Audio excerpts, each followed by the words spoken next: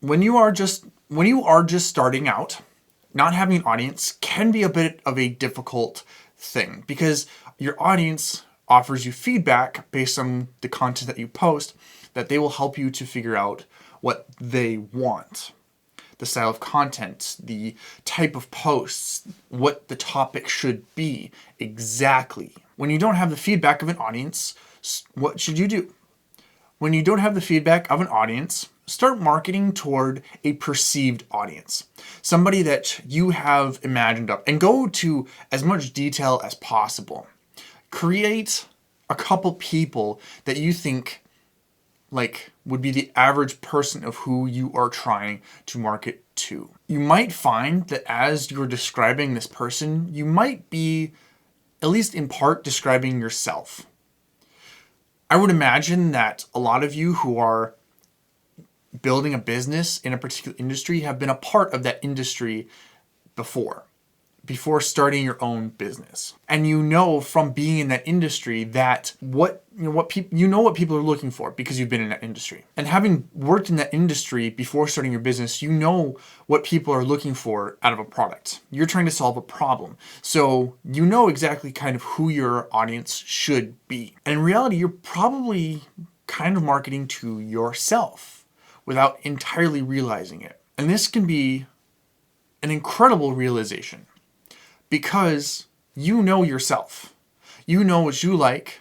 You know what you need. You know what kind of content you like to make, which means that you know basically what kind of content your followers are going to want when you get followers. There are two different types of audience members. There are perceived, which I've mentioned before, and then there is your actual audience. Your perceived audience is those who you want to use your product, those who you are marketing to, at least to start out with.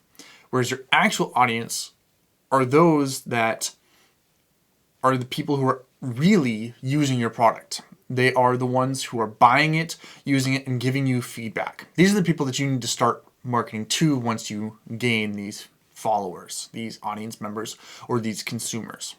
Because these are the people that have actually found the need for your product. Let me give you a bit of an example. Right now, I'm trying to grow my social media. I don't have much of an audience.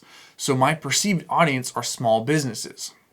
I believe that you can have a strong social media following to grow your business, to increase sales with social media is possible without putting in 40 hours a week. For a lot of people, social media is a full-time job, but I believe it's possible to do it significantly less. I know that small businesses tend to lack the time and the money to either hire someone or to really figure it out. So I started Social Update as a way that they can spend their free time to consume this content as they have the time to learn little bits at a time that they can, grow really without spending a lot of extra time or money to do so. Even if you want to, you really can't go after everyone. And by everyone, I mean literally everyone, every single person in the world, because your product, even if you think it will be good for everyone, like just because you made a shirt doesn't mean that shirt is for everyone. It's, some people are going to say, well, I don't like this particular material, or I don't like this type of cut. I don't like the sizing of, of the shirt, how you size the shirts, like whatever. But you get the point. So what you need to do is, until you have an audience, you need to pick out who you think the audience will be and start marketing toward them.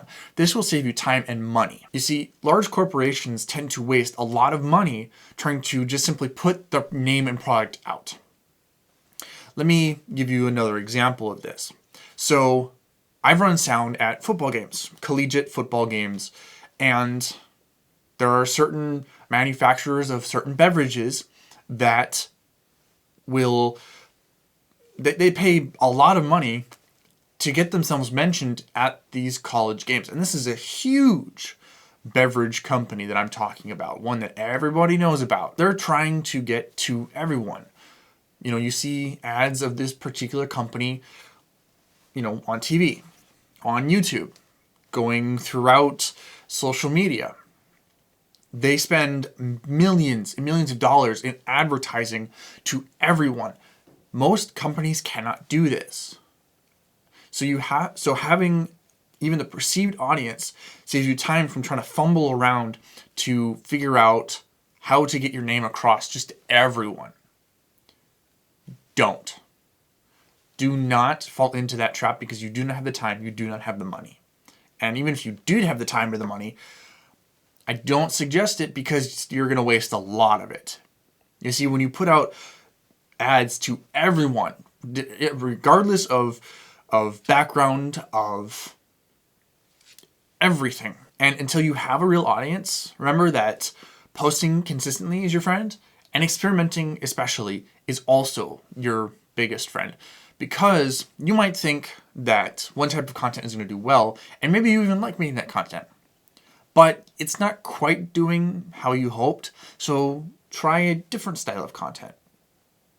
And maybe that'll do better. And realizing in large part that you're probably marketing for now to yourself is probably one of the biggest tips that I can give you toward your marketing research.